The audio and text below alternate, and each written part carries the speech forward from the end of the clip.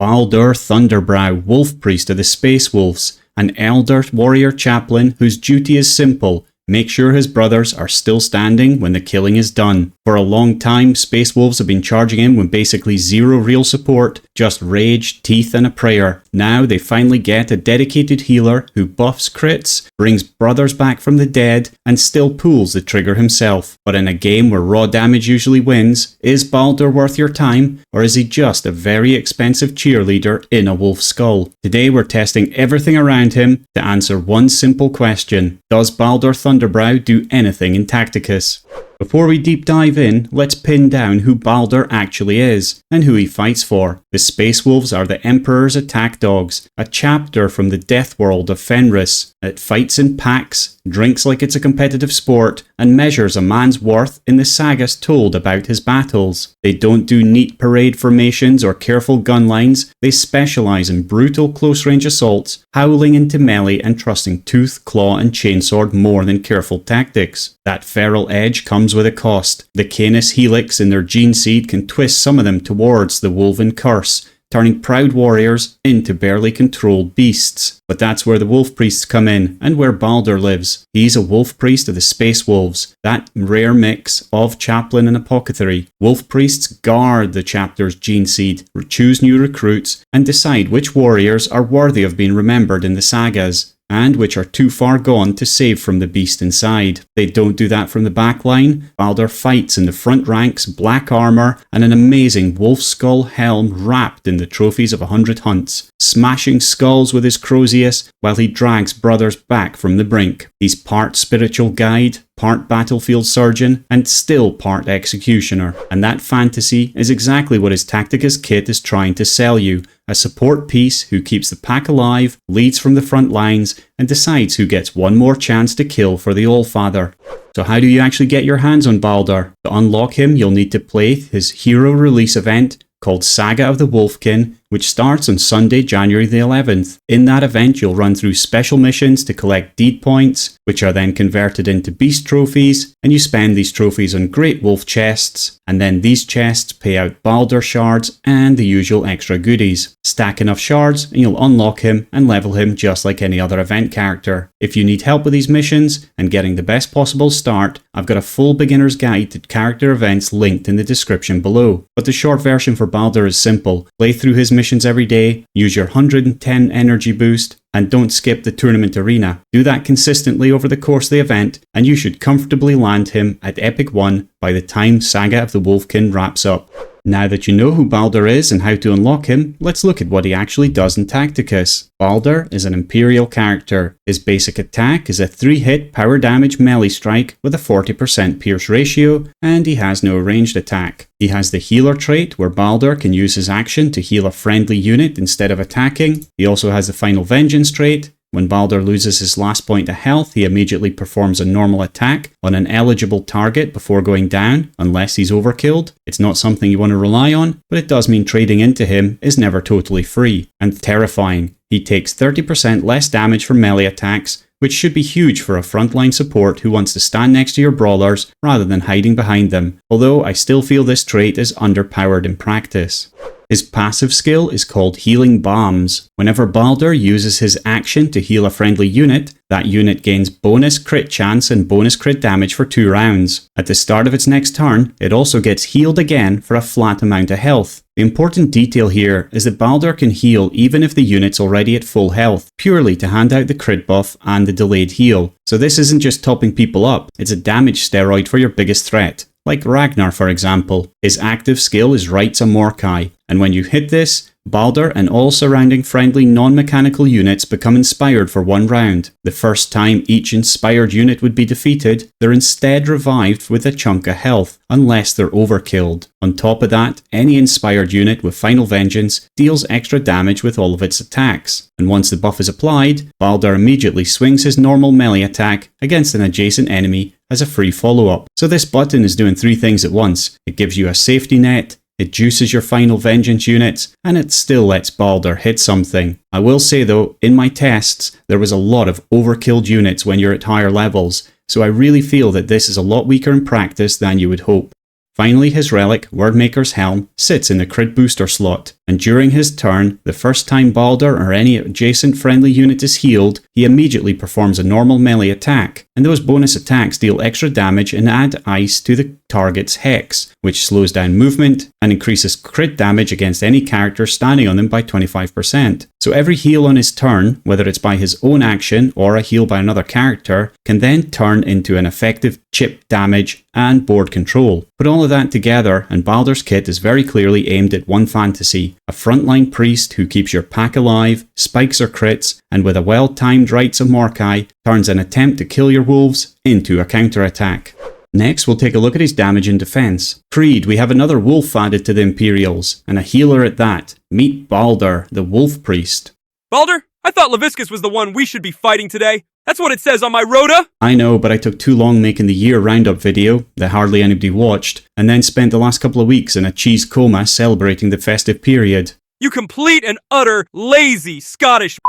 Get off your hairy arse and get on with video making. You have a community that has nothing decent to watch as they pretend to work this week. Okay, I'm getting back to videos now. I just don't know if I'll do the Leviscus one though. I might skip that for now. Let me know what you think in the comments below if it's worth it. In the meantime, Baldr's basic melee attack does 2,877 damage into Creed here, before any fancy crit buffs or relic shenanigans. So again, he's middle for diddle, nothing too outstanding. And when Creed swings back though, Baldr takes 2,282 damage from a standard attack, with his terrifying trait reducing incoming melee damage. So he's a lot less squishy than any other healer in the game, and that means he can sit in the front lines a bit. So you're not just trading damage for utility, Baldr's packing respectable melee output, frontline durability, and of course with that he can heal really well too. And if you're enjoying this video, please consider hitting that subscribe button. We blew past 10,000 subs over the Christmas period, which is honestly wild, but I've got some bigger goals for the year, and I'm going to need your help to reach those. Around 10% of you have joined the channel in the last few months, which is amazing, but there are still about 60% of you watching who aren't subscribed yet. So if you find these deep dives useful, now is a pretty good time to change that.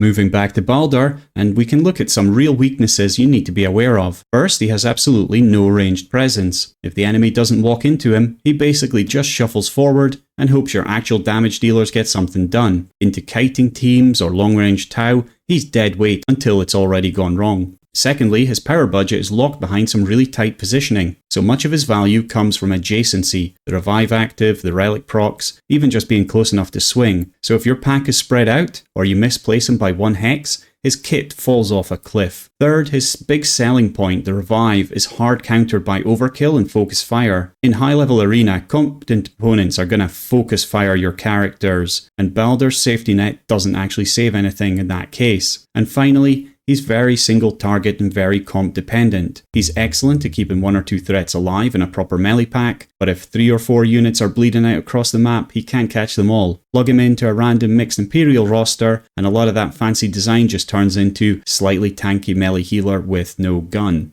Let's talk about where he does actually fit into game modes. First up, legendary events, the natural home of healers. This is where Baldr looks the most promising. We'll need a bit of time to see exactly how many battles he can slot into, but he already has 2 things going for him: Final Vengeance and more importantly, Terrifying. He's the first proper healer to bring Terrifying into those fights, which is a big deal for keeping your front line alive. On top of that, his delayed healing is genuinely interesting. It basically lets him heal 2 characters per round with very chunky numbers, so his sustain scales really well into the later stages of legendary events. I'd already rate him higher than Nicodemus and Incisus as an Imperial healer option, although the Isabella Battle Ball is still my preferred setup for pure wave clearing. That said, I've started running double healer teams for my nastier legendary event stages, and Baldr fits almost perfectly into that secondary healer slot. He's kind of a dream supporting piece there. Outside of that, damage is still king in this game, so he's not about to dive headfirst into a meta Guildraid team at the top level, especially with Leviscus coming to supercharged melee squads and Farsight opening up a whole new ranged meta. Baldr's definitely not replacing your best damage buffers anytime soon. But at lower account levels, or if you're trying to throw everything into a massive Ragnar nuke in turn 1, he can absolutely be a decent damage buffer and safety net. For Guild Wars in the standard arena, he's exactly as annoying as any strong healer. If you fail to finish kills, he's going to punish you, and you're going to actively need to play around his active by overkilling targets so they can't stand back up. But the good news is, under AI control, he's a lot less scary. The bot loves to spread units out, which directly cuts into his adjacency-based power budget. If your opponent's Baldr isn't packed tightly with his team, he's more of a nuisance than a real win condition for them. Finally, in Tournament Arena, I can definitely see some Space Wolf flavoured teams popping up. Space Wolves are already a fan favourite, and Baldr modernises that faction just enough to make them a real choice again. They're not suddenly going to be the best team in the game, but a well-built wolf pack with Baldr behind it is going to be really annoying to take down over multiple rounds.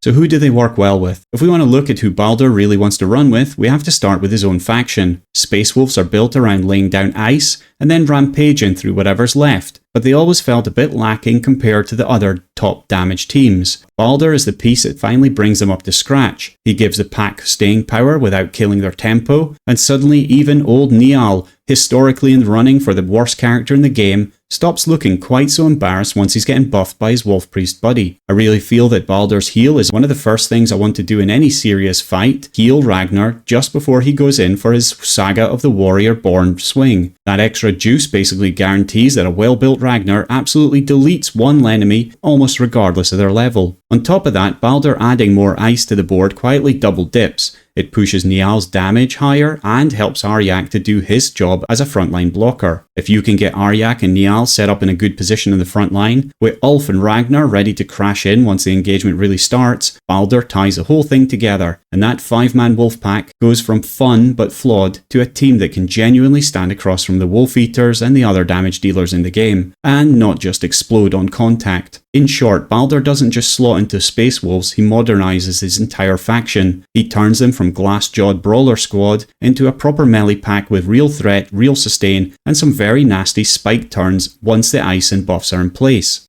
So overall, Baldr is a faction and wave mode specialist, excellent at propping up melee Imperial teams in PvP, and a genuine upgrade for Space Wolf players, but not a universal plug-and-play monster that every account has to rush on day one. At his core, he's a frontline support piece that gives the Space Wolves a real identity beyond run forward and hope, and he's not there to top your damage charts, he's there to make sure your actual killers get to play the game for more than 2 turns. A definite good addition to the game, although a question has to be asked around the lack of Xenos and Chaos healers. Why did we get another Imperial healer before more of those?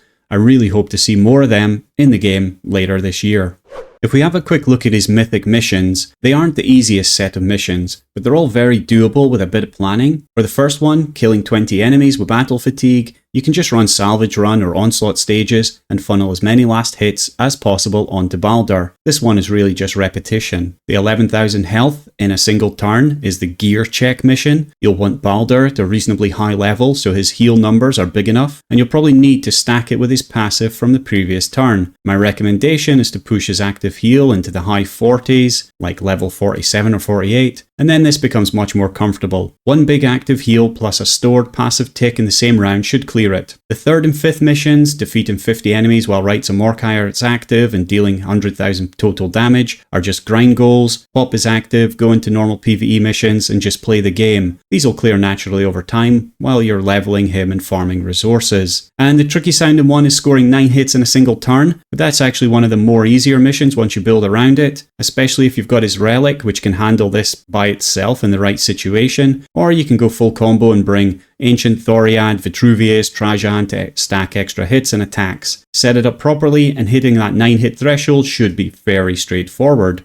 In legendary events, Baldr's scoring is restrained. In the Dante event, he only appears in the Alpha Power Battle and the Beta Max 3 Hits battles, which gives him a total of 110 points, where the average contribution for units in this event is around 187, so he's well below that. In the Trajan event, he shows up in the Alpha Terrifying Battle and the Gamma No Bolter and Minimum 3 Hits battles, totaling 175 points. That's closer, but still under the event average of 197. In the Lucius event, he's only used in the Alpha No Bolter Damage battle for 60 points, versus an event average of about 160. And finally, in the Farsight event, he only appears in the Gamma No Physical Damage battle, which adds 45 points where the average is around 187. So with most healers, Snowprint are very keen to keep Baldr away from the center stage in legendary events. Across the current rotation, he comes in right at the bottom of the pack for scoring, which doesn't surprise me given how healers are usually treated, but it is a bit disappointing. However, points aren't the whole story. When you're pushing into the final waves of a legendary event, Baldr might be exactly the piece that lets you squeeze out a few more wins, and therefore a few more points, but it's in the terrifying battles where he's most relevant and will always be a must pick there. Long term, I fully expect him to be a staple pick whenever a terrifying tagged legendary fight shows up, otherwise he's just going to be for the later stages.